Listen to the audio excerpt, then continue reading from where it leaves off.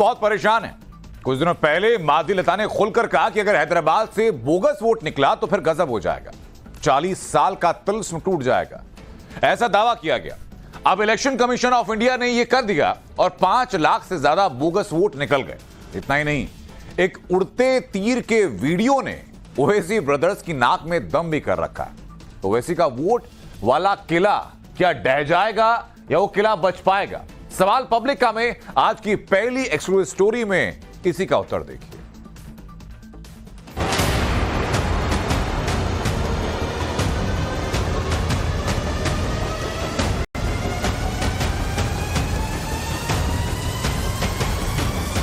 अगर आप इस तरह के मुजाहरे करेंगे, तीर लेके किसी इबादतगाह की तरफ आप मारेंगे, अरे ये हैदराबाद को टारगेट बनाना चाह रही आरएसएस और बीजेपी। साहब उन्हों भड़काने में बाप है सबके, हम क्या भड़काएंगे साहब? क्या दिख रहा साहब इसमें? मस्जिद दिखा आपको? चार मीनार वाले शहर में चिंता बढ़ गई है भाईजान की। टेंशन इतना है कि पूछिए मत।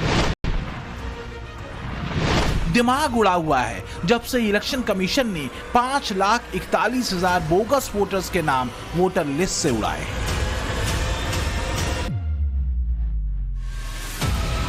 एक तो पहले ही हैदराबाद लोकसभा सीट पर बीजेपी की तेज तर्रार नेता माधवी लता चुनौती दे रही थी भाईजान को। रही सही कसर वोट का गणित गड़बड़ाने ने पूरी कर दी। ओवैसी को वाकई झटका जोर से लगा है। तो क्या हैदराबाद में ओवैसी का गणित गड़बड़ाएगा? क्या ओवैसी का वोटर गणित चित हो जाएगा?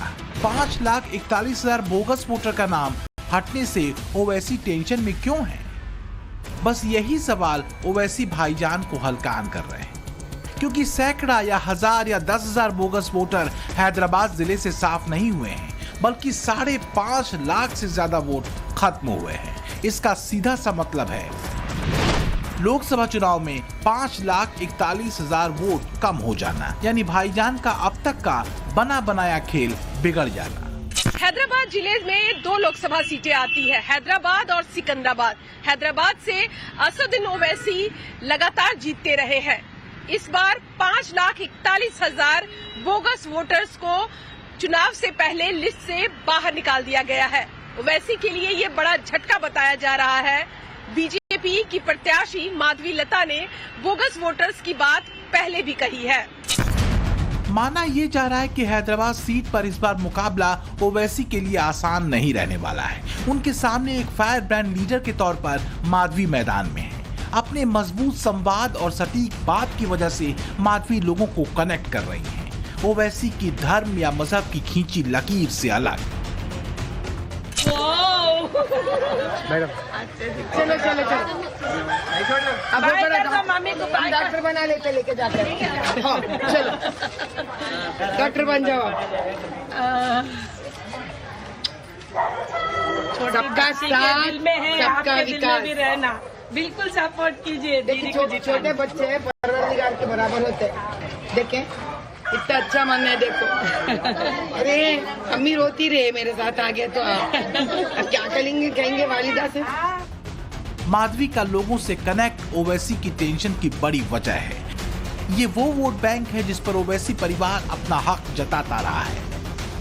माधवी आरोप लगाती हैं कि ओवैसी चुनाव बोगस वोटों की वजह से जीतते रहे हैं, न कि मुस्लिम मतदाताओं की वजह से, क्योंकि मुस्लिम तबके के एक हिस्से में बड़ा असंतोष ओवैसी को लेकर भी है।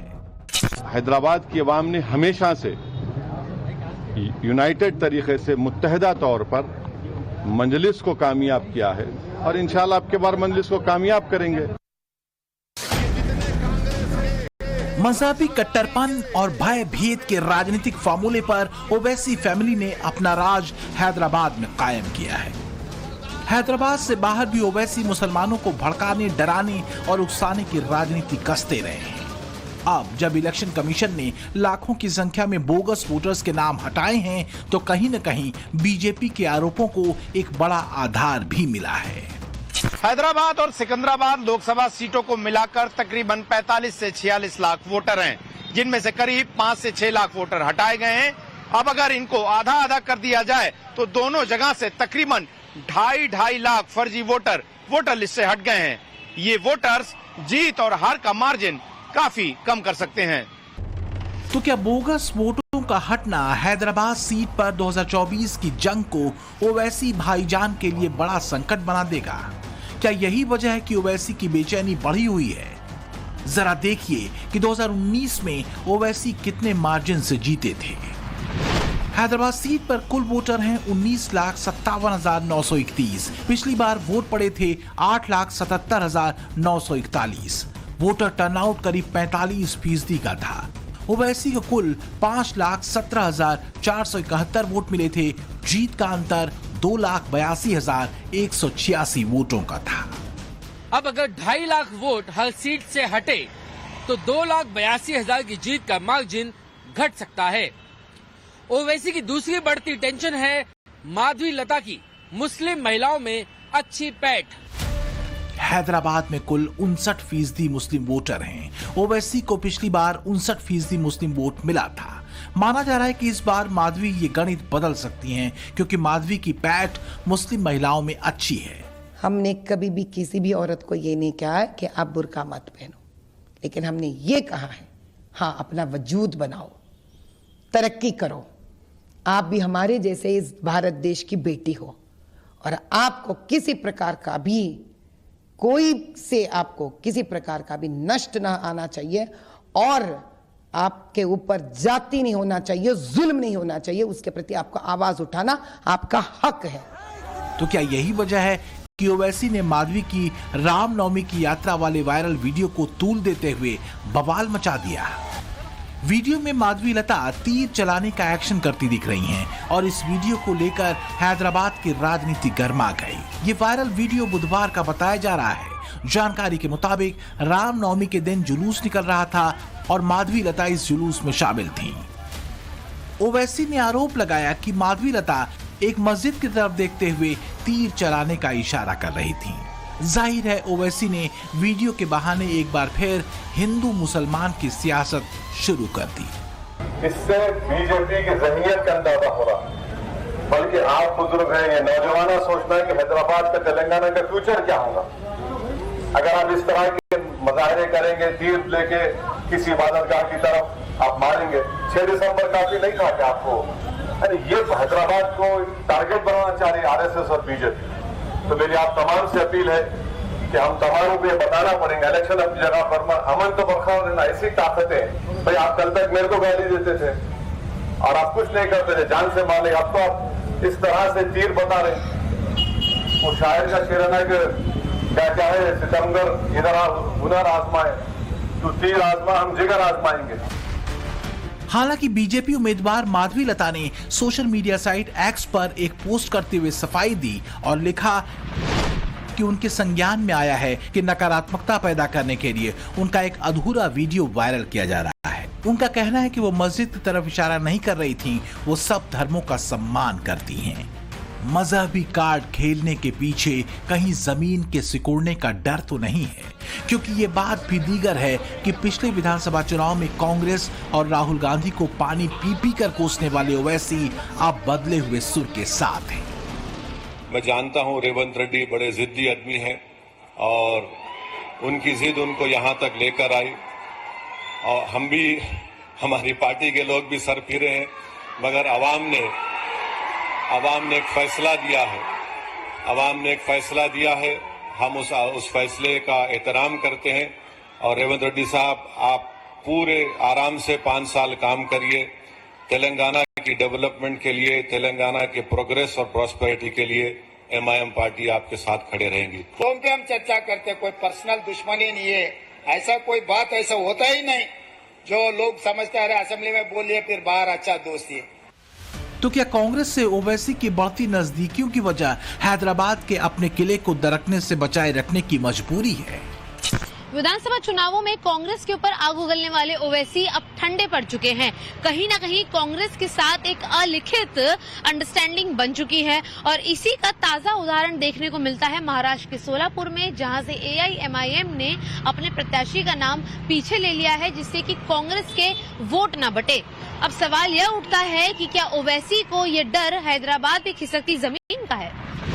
ओवैसी की टेंशन सिर्फ बोगस वोटों के कट जाने की नहीं है, बल्कि बीजेपी की तरफ से एक मजबूत कैंडिडेट के तौर पर माधवीलता के होने के अलावा तेलंगाना में कांग्रेस का मजबूत होना है। यही वजह है कि कांग्रेस पर हमले के बजाय अब ओवैसी ब्रदर्स के हमले हैदराबाद में भी बीजेपी पर ज्यादा हैं। माफिया अतीक और मुख्तार जैसे रोल मॉडल्स के जरिए मुसलमानों को डर और खौफ दिखाने की कोशिश जारी है। हमको परवाह नहीं, हमको डर नहीं है, लेकिन कैसे हालात हैं नहीं मालूम कि हमारी मौत कैसे होगी। नहीं मालूम कि क्या अकबरुद्दीन ओवैसी को भी जहर दे के जेल में मार दिया जाएगा, या नहीं मालूम कि असदुद्दीन ओवैसी अकबरुद्दीन ओवैसी को भी जेल में डालकर दवाखाने को बताने के नाम पर गोली मार दी जाए। नहीं मालूम।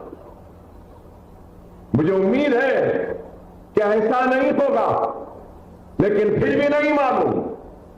मुझे यकीन है कि नहीं होगा, लेकिन फिर भी नहीं मालूम। अकबरुद्दीन ओवैसी चंद्रयान गुट्टा सीट से विधायक हैं। हैदराबाद लोकसभा सीट में कुल 7 विधानसभा सीटें आती। इसमें कारवां, गोशा महल, चार मीनार, चंद्रयान गुट्टा, याकुतपुरा, बहादुरपुरा और मलकपेट शामिल है। 7 सीटों में से 6 सीटों पर ओवैसी की पार्टी AIMIM का कब्जा है, जबकि 1 सीट गोशा महल पर बीजेपी के विधायक T राजा चुने जाते रहे हैं। मोदी लहर ने एक बड़ा असर बीजेपी के पक्ष में तेलंगाना में बनाया है। ओवैसी को डर बीजेपी के चढ़ते ग्राफ से भी है।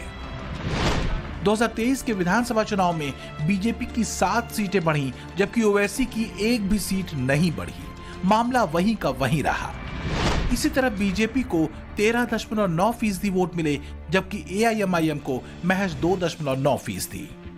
जाहिर है, अगर 5.5 लाख से ज्यादा बोगस वोट कटे हैं तो इसका असर इन सीटों पर भी दिखेगा, ये तय है। और इसलिए माना जा रहा है कि हैदराबाद की लड़ाई ओवैसी भाईजान के लिए मुश्किल हो सकती है। तो क्या यही गणित अब भाईजान को हलकान कर रहा है? Bureau report, times now, Navbharat. तो वोट लेकिन किसके नाम पर? क्या रामलला के नाम पर? यह सवाल सबके जहन में आज कौंध रहा है। और फर्स्ट फेज की वोटिंग के बाद यह सवाल और ज्यादा महत्वपूर्ण हो गया है, जिस सवाल का जवाब जानना और ज्यादा जरूरी हो गया, क्योंकि वोटर के मूड का बैरोमीटर क्या है यह आज से पता लगना शुरू हो चुका है। तो देखिए आप, राम के नाम पर चुनाव युद्ध में क्या असर पड़ रहा है, सवाल पब्लिक का की दूसरी एक्सक्लूसिव रिपोर्ट। एक चुनाव में मुद्दे कई होते हैं, मसलन महंगाई, बेरोजगारी, भ्रष्टाचार, बिजली, सड़क, पानी। लेकिन ऐसे मुद्दों के अलावा अगर कोई ऐसा मसला भी होता है जो अक्सर चुनाव का निर्णायक पहलू बनता है, क्या राम मंदिर अब की बार के चुनाव का ऐसा ही मुद्दा है? आज जब पूरा देश राममय है तो समाजवादी पार्टी वाले जो राम की भक्ति करते हैं, समाजवादी पार्टी के लोग वोट बैंक की खातिर पब्लिकली कहते हैं कि ये सब तो पाखंडी है। क्या आप सब पाखंडी है क्या? क्या राम भक्त पाखंडी है क्या? क्या राम की पूजा करने वाले पाखंडी है क्या? राम मंदिर को आस्था का मुद्दा बताकर बीजेपी हमेशा डटी रही। तब भी डटी रही जब उसकी एक नहीं बल्कि 4 राज्य सरकारें बर्खास्त कर दी गई। तब भी डटी रही जब मनमोहन सोनिया की सरकार ने राम को काल्पनिक बताया। तब भी डटी रही जब नरेंद्र मोदी के नाम पर पहली बार बीजेपी को पूर्ण बहुमत मिल गया। ऐसे में जब राम का मंदिर 500 वर्षों की प्रतीक्षा के बाद मूर्त रूप में सामने है, बीजेपी के लाखों कार्यकर्ताओं का संकल्प नरेंद्र मोदी के प्रण में साकार हुआ दिखता है, तब क्या रामलला के नाम पर वोट पड़ने शुरू हो गए हैं? हमारी पीढ़ी तो सौभाग्यशाली है कि अयोध्या में हमने अपनी आंखों से रामलला को विराजमान होते हुए देखा है। और हमारे पूर्वजों का संबोधन था राम राम का, और राम राम का संबोधन भी सार्थक हुआ है ना, हुआ है ना, राम राम का संबोधन सार्थक हुआ है ना। और इसीलिए कह रहे हैं, एक कांग्रेस के लोग तब कहते थे राम हुए ही नहीं, और अब क्या कहते हैं राम तो सबके हैं। यही है इन लोगों का दोहरापन, ये दोहरा चरित्र है कांग्रेस सपा और बसपा का। इसलिए दोहरे चरित्र में जीने वाले लोगों पर विश्वास मत करिए। वोटिंग के राउंड 1 में 21 राज्यों और केंद्र शासित प्रदेशों की 102 सीटों का फैसला लॉक हुआ। वोट देने वालों के मन में अपने अपने स्थानीय मुद्दे जरूर थे, लेकिन राम के नाम पर जमीन पर बात होती जरूर दिखी। क्या राम मंदिर भी एक मुद्दा है जिसको लेकर आप लोग वोट दे रहे हैं? वो तो भगवान का नाम है, उसमें क्या दिक्कत है? उस पर भी वोट मिलेगा? हाँ मिलेगा, क्यों नहीं मिलेगा। राम मंदिर तो मेन मुद्दा है ही, वो तो विशेष है, उसी को देख करके हमने वोट दिया है आज। हाँ, राम मंदिर में हिंदुत्व मुद्दा है, हाँ, उसके आधार पर भी वोट हो रहा है। हाँ हाँ, उसी के आधार पर ही वोट हो रहा है। कुछ नहीं है, राम मंदिर तो हमारे भगवान है, राम जी हमारे भगवान है, और जो किए अच्छे के लिए किए, तो जाहिर सी बात है कि उन्हीं इंसान के लिए हम लोग भी अच्छे चुनेंगे, अच्छे सोचेंगे। इस बार मेन मुद्दा तो 5000 साल बाद जो राम मंदिर का निर्माण हुआ, सब हिंदू खुश हैं और सबको इसका इंतजार था और वो पल पूरा हुआ। रामलला इतने सालों तक टेंट में रहे, तो हमें आज जिस दिन 22 जनवरी को ये हुआ तो बहुत लोग इमोशनल हुए और बहुत लोगों की आशाएं पूरी हुई। वोटिंग का अभी ये पहला चरण पूरा हुआ है। 1 जून तक 7 चरणों में चुनाव होंगे और तब तक रामलला का मुद्दा सिर्फ इसलिए नहीं चुनाव में उठता रहेगा क्योंकि अयोध्या का राम मंदिर बन गया। ये मुद्दा इसलिए भी क्योंकि समाजवादी पार्टी के लिए बिना रोजा रखे भी इफ्तारी पाखंड नहीं, जबकि बीजेपी के आरोपों के मुताबिक रामनवमी पर राम पूजा को समाजवादी पार्टी के नेता राम गोपाल यादव द्वारा पाखंड घोषित किया गया। भले उनकी खुद की पूजा करती तस्वीर पब्लिक डोमेन में हो। होते रही, मैंने तो कभी किसी की पूजा नहीं की, मैं तो भगवान का नाम लेता हूँ, असली भक्त हूँ भगवान, मैं दिखावा नहीं करता, मैं पाखंडी नहीं हूँ, पाखंडी लोग ये सब करते हैं। निमंत्रण ठुकरा तो दिया, लेकिन इससे भी उनका मन नहीं भरा। उनको लगा कि शायद वोट बैंक कच्ची रह जाएगी, और इसलिए ये लोग आए दिन राम मंदिर और सनातन आस्था को गालियां दे रहे हैं। इस इंडी गठबंधन के एक नेता ने कहा, और जब सूर्य तिलक प्रभु रामलला को हो रहा था, उस समय ये इंडी अलायंस के साथी ने क्या कहा, ये सब पाखंड है, पाखंड। ये कांग्रेस पार्टी और उसके साथियों का असली चेहरा है, असली चेहरा। वोटिंग पूरी होने तक रामलला का मुद्दा इसलिए भी उठता रहेगा क्योंकि ममता बनर्जी के लिए ईद का त्योहार मनाना सेक्युलरिज्म है, लेकिन रामनवमी के लिए उनका संदेश था या मुस्लिम वोटों के लिए तुष्टीकरण का कार्ड, ये समझना ही मुश्किल था। माथा ठंडा रहो, बिल्कुल आप रहे कुल, हम रहेगा कुल। वोटिंग पूरी होने तक रामलला का मुद्दा इसलिए भी उठता रहेगा क्योंकि एक ओर राम मंदिर निर्माण हुआ तो दूसरी ओर राम के विरोध के नाम पर कभी सनातन को नष्ट करने का दंभ भरा गया, कभी मानस को फाड़ने की घोषणाएं हुई, कभी जनता से कहा गया कि ये क्या हर दम श्री राम की रट लगाए रहते हो। आप 2-3%, 4%, 5% जनरल कास्ट के गरीब लोगों को जोड़ दो, इनका इस देश में कुछ नहीं बचा। इनको बस या थाली बजानी है या मोबाइल फोन दिखाना है, घंटा बजाना है, ताली बजानी है और भूखा मरना है। आप सो गए हो, आपने बात मान ली, आप हार मान गए और 24 घंटा जय श्री राम, जय श्री राम, जय श्री राम, वो सब ठीक है, जेब से रोज पैसा छीना जा रहा है, निकाला जा रहा है, आप भूखे मर रहे हो। भी एक ईश्वर होना चाहिए और बहनों और भाइयों वो है जो देश के अंदर का है, और वही है कि जो राम को लाए हैं हम उनको लाएंगे। आप सहमत हैं ना? और जो देश की आवाज है कि फिर एक बार अब की बार 400 पार, सब सहमत हैं? पूछना चाहता हूं, क्या ये अयोध्या में जो आपने देखा है सूर्यवंशी राम को भगवान सूर्य भवन भास्कर के किरण से उनका तिलक होते हुए देखा होगा आपने, तो यह कार्य क्या कांग्रेस और सपा बसपा के लोग करते क्या? ये काम ये कर पाते क्या? अयोध्या में राम मंदिर का निर्माण क्या ये लोग कर पाते क्या? एक वक्त था राम मंदिर आंदोलन के विरोध में सेक्युलरिज्म की पॉलिटिक्स के जोर ने बीजेपी को राजनीति में अलग थलग किया, लेकिन राम के मुद्दे पर बीजेपी डटी रही और इसलिए उसके नेता अब राम के नाम पर सड़कों को भगवा समंदर बना सकने की कुव्वत रखते हैं। अरे जय श्री राम! अरे अक्कलपुर में क्या गिरेगा? राम के नाम पर जनमानस को थरकाने की कुव्वत रखते हैं।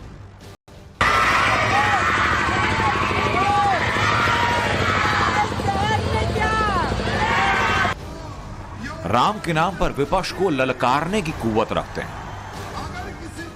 राम को लाए हैं, जो राम को लाए हैं, अरे यही वो कांग्रेसी हैं। 27 वकील लगाकर राम मंदिर के विरोध में एडवोकेट खड़े करने वाले यही कांग्रेसी हैं, जो राम भगवान का मंदिर नहीं बनना चाहिए उसका विरोध करके एडवोकेट को पैसे देने का काम ये कांग्रेसियों ने किया है। अरे 10 साल में भगवान ने ऐसा एक व्यक्ति इस देश में भेजा है जो 500 वर्षों का इतिहास मोड़ता है और 10 वर्षों में राम भगवान को, रामलला को उनके स्थान पे विराजमान करता है। वो देश के प्रधानमंत्री हैं, नरेंद्र मोदी जी हैं।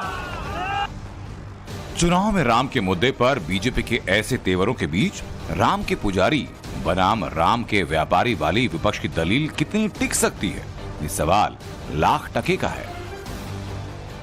मेरे 2 नाम है, जयराम उसमें राम है, दूसरा नाम रमेश उसमें भी राम है, तो हमें कोई एंटी राम नहीं कह सकता। ये भक्ति है, आस्था है। मेरे कमरे देखिए, राम ही राम है। यहाँ पीछे देखिए क्या है, ये देखिए, यहाँ देखिए रामचरितमानस, ये देखिए। पर मैं खड़े होकर नहीं कहता हूं मैं रामचरितमानस जानता हूं, ये मैं नहीं कहता हूं, ये आस्था है, ये निजी मामला है।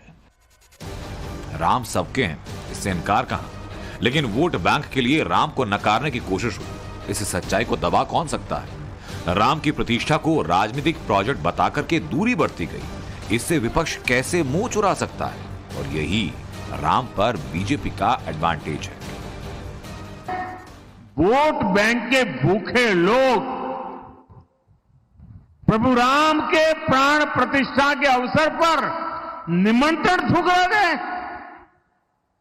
अरे उसके बजाय तो उनकी ओर देखिए, जो जीवन भर बाबरी मस्जिद का केस लड़ते थे, सुप्रीम में हार गए तो खुद प्राण प्रतिष्ठा में आकर के शामिल हो गए, और इनको तो उसमें भी शर्म आ रही है।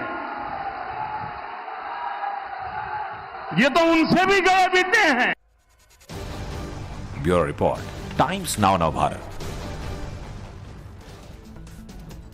और बात आज की अगली खबर की। सब ये कह रहे हैं कि 400 पार होगा या नहीं, इसमें महाराष्ट्र बड़ी भूमिका निभाएगा। आज प्रधानमंत्री नरेंद्र मोदी महाराष्ट्र में थे। महाराष्ट्र में बीजेपी उम्मीदवार पर आज नचनिया अटैक हुआ, लेकिन कहानी इतनी सी नहीं है। कहानी शरद पवार के घर के अंदर है, जहां पवार साहब की बेटी और उनकी बहू दोनों आमने सामने। महाराष्ट्र में अब तक के सारे समीकरण उलट पलट गए। लड़ाई सहानुभूति और शाह मोदी नीति के बीच। ऐसे में पवार के घर का क्या होगा, घर के अंदर क्या होगा? क्या महाराष्ट्र ये संकेत दे रहा है कि वो किस करवट बैठने जा रहा है? इस हर सवाल का जवाब सवाल पब्लिका की तीसरी एक्सक्लूसिव स्टोरी में।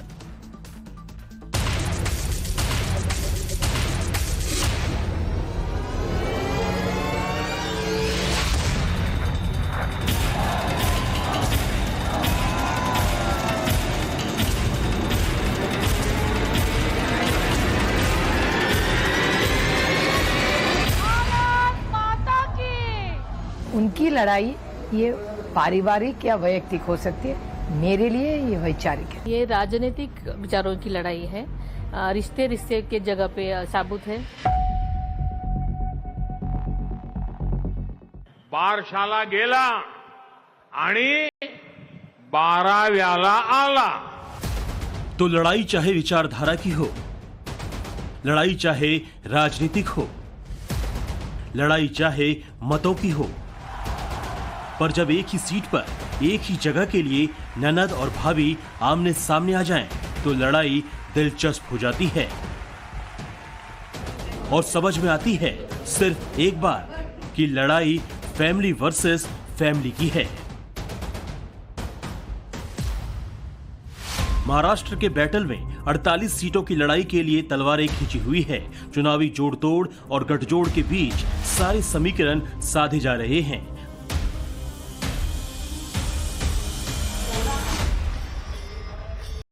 महाराष्ट्र की लड़ाई इसलिए भी इंटरेस्टिंग है कि यहाँ सिर्फ नेता वर्सेस नेता वाली फाइट नहीं है, बल्कि दिग्गजों के बीच फैमिली फाइट भी है। यहाँ एक तरफ भाई वर्सेस भाई हैं, चाचा वर्सेस भतीजा है, ननद वर्सेस भाभी है। महाराष्ट्र की बारामती सीट से शरद पवार की बेटी और यहां से मौजूदा सांसद सुप्रिया सुले मैदान में है। उनके सामने उनका मुकाबला करने के लिए एनडीए ने अजीत पवार की पत्नी और सुप्रिया सुले की भाभी सुनित्रा पवार को उतारा है।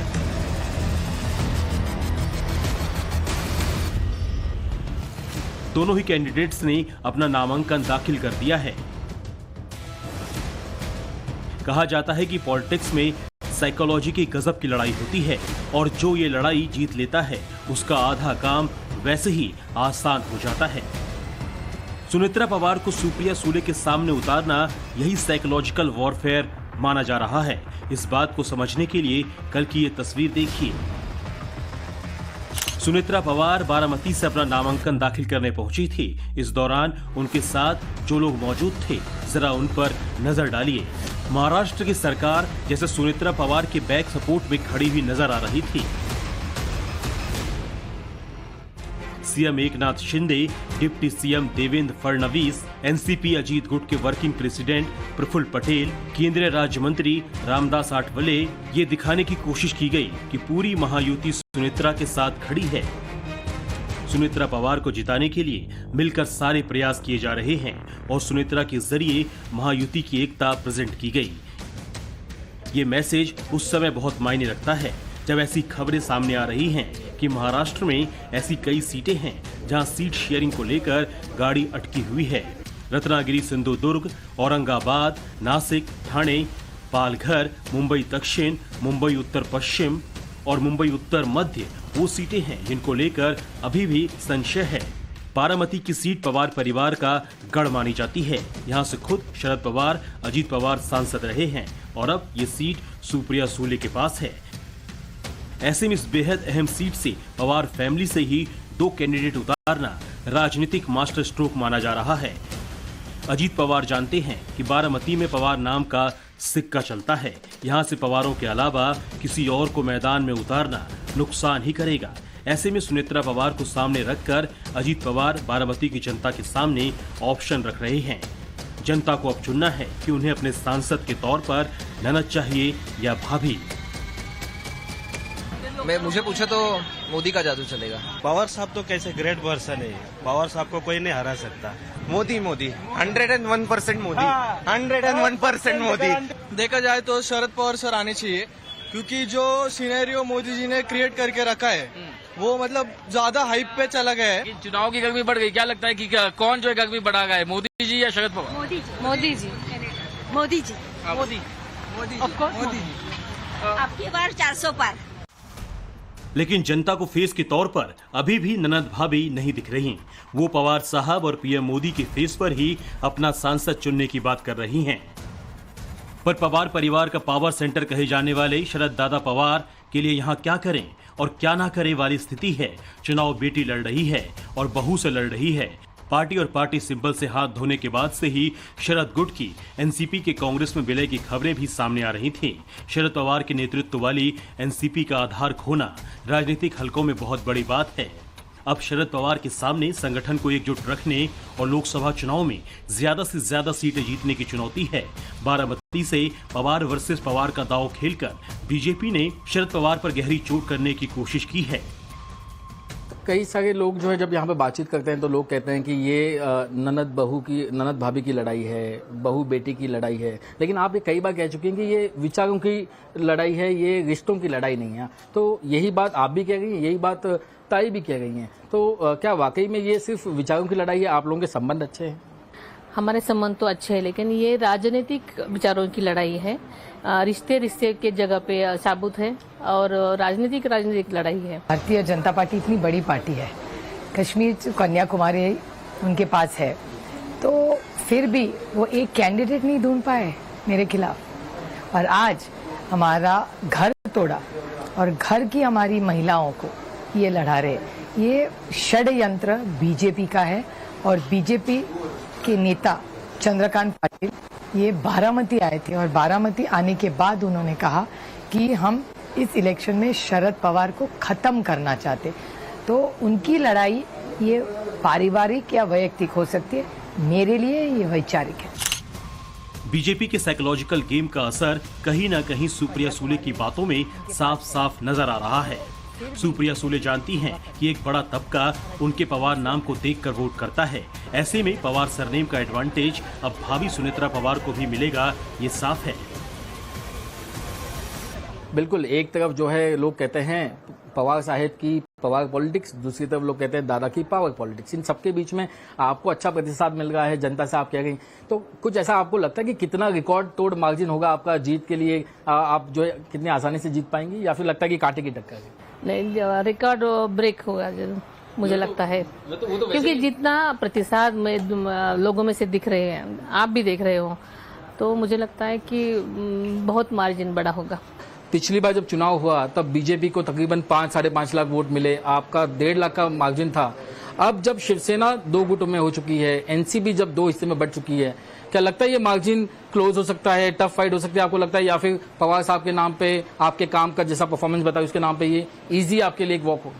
मेरे ख्याल से कोई भी इलेक्शन इसको इजी नहीं मैं मानती और टफ भी नहीं मानती। ये देश की सेवा के लिए हम लड़ते, ये कोई एंटाइटलमेंट नहीं है। बारामती सीट के इतिहास पर एक नजर डालें तो इस सीट से 1984 में पहली बार शरद पवार भारतीय कांग्रेस समाजवादी से सांसद बने। साल 1991 से 2019 तक ये सीट पवार परिवार के पास ही है। महाराष्ट्र की 4 लोकसभा सीटों सतारा, शिरूर, रायगढ़ और बारामती पर अजीत गुट की नजर है। इन चारों सीटों पर 2019 में एनसीपी ने जीत दर्ज की थी। ऐसा इसलिए क्योंकि महाराष्ट्र की राजनीति में अपनी पकड़ मजबूत करने के लिए ये चारों सीटें बहुत जरूरी हैं। लोकसभा में एनसीपी के 4 सांसद हैं। अमोल कोहले शिरूर से सांसद, श्रीनिवास पाटिल सतारा से सांसद, सुप्रिया सूले बारामती से सांसद, सुनील तटकरे रायगढ़ से सांसद। ये चारों ही शरद गुट के साथ कहे जाते हैं। ऐसे में अब अजीत पवार की कोशिश है कि किसी भी तरह से शरद गुट की ये सीटें छीनी जाए और इन्हें अपने पाले में किया जाए। महाराष्ट्र की महायुति के लिए जो फॉर्मूला अमित शाह ने तैयार किया है, उसमें जीतने की क्षमता ही टिकट का क्राइटेरिया और गठबंधन को एक दूसरे का वोट ट्रांसफर करने पर फोकस किया गया है और इसी मंत्र पर अजीत पवार काम करते हुए नजर आ रहे हैं। बीजेपी 400 पार के टारगेट को लेकर आगे बढ़ रही है। ऐसे में हर सीट जीतना पार्टी के लिए बेहद अहम हो जाता है। इसके लिए क्षेत्रीय और जातीय समीकरण के हर पहलू पर मंथन किया जा रहा है। बीजेपी जानती है कि कई पार्टियों से बनी महायुति का एक मत होना कितना जरूरी है। 400 का प्रण लेकर चल रही भाजपा किसी भी सूरत में साथी पार्टियों को नाराज करके रिस्क नहीं लेना चाहती। आज पूरा महाराष्ट्र कह रहा है, फिर एक बार, फिर एक बार, फिर एक बार। पीएम मोदी चुनावी रैलियों में अब महाराष्ट्र पर फोकस कर रहे हैं। 16 अप्रैल को पीएम महाराष्ट्र के चंद्रपुर पहुंचे थे। आज भी उन्होंने वर्धा पहुंचकर जनसभा को संबोधित किया है। कांग्रेस और इंडी अलायंस की सोच हमेशा से विकास विरोधी और किसान विरोधी रही है। परिवार के नाम पर पत्थर तो लग जाता था, लेकिन कई पीढ़ियां गुजर जाती थी, फिर भी काम नहीं पूरा होता था। मोदी चुनावी रैलियों में जो कह रहे हैं, जिस तरह से पूरे के पूरे इंडी गठबंधन को घेर रहे हैं, उससे विपक्ष में कैसी बौखलाहट है, वो आज संजय राउत के नवनीत राणा के दिए बयान से समझ में आ गई। ही लढाई बळवंत वानखडे आणि ती नाची जी आहे कोणी तिच्याशी नाही आहे,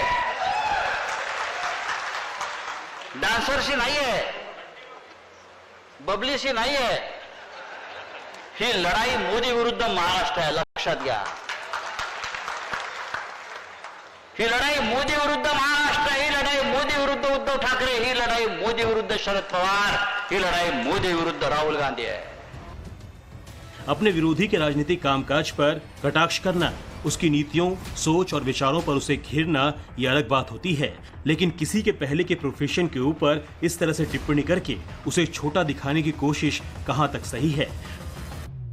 एक आधी महिला अगर बाहर काम करती है तो अपना स्वाभिमान नहीं बेचती है, और ये क्षेत्र की तो मैं बहू हूं, और बहू करके जब मैं काम कर रही हूं, मेरी इज्जत सिर्फ नवनीत राणा अकेले लेके नहीं, इस क्षेत्र की हर एक महिला की इज्जत मेरे साथ बंधी होती है। वो हर एक महिला की इज्जत लेके मैं क्षेत्र में काम कर रही हूँ। डांसर वाली कंट्रोवर्सी पर जब संजय राउत का विरोध शुरू हुआ तो कहने लगी कि उन्होंने किसी गलत शब्द का इस्तेमाल नहीं किया है। काय उल्लेख काय केला सांगा ना, तुम्हाला उल्लेख काय केला माहिती आहे का? सांगलीवर बोला। मी अत्यंत पार्लमेंटरी शब्दांचाच उल्लेख करतो, मला मराठी भाषा कोणी शिकवायला नको। ये गुस्सा, ये बौखलाहट, ये व्यक्तिगत टिप्पणियां, ये चिढ़ किस बात का संकेत है? इंडिया अलायंस को बार बार ये पता चला है कि उनके नेताओं के कंट्रोवर्शियल बयानों को मोदी किस तरह से जनता के बीच भुनाते हैं। मोदी जनता को उन बयानों को भूलने नहीं देते। ऐसे में बार बार लगातार वही गलती करना ये इंडिया गठबंधन के लिए नुकसानदेह साबित होगा। ब्यूरो रिपोर्ट, टाइम्स नाउ नव भारत।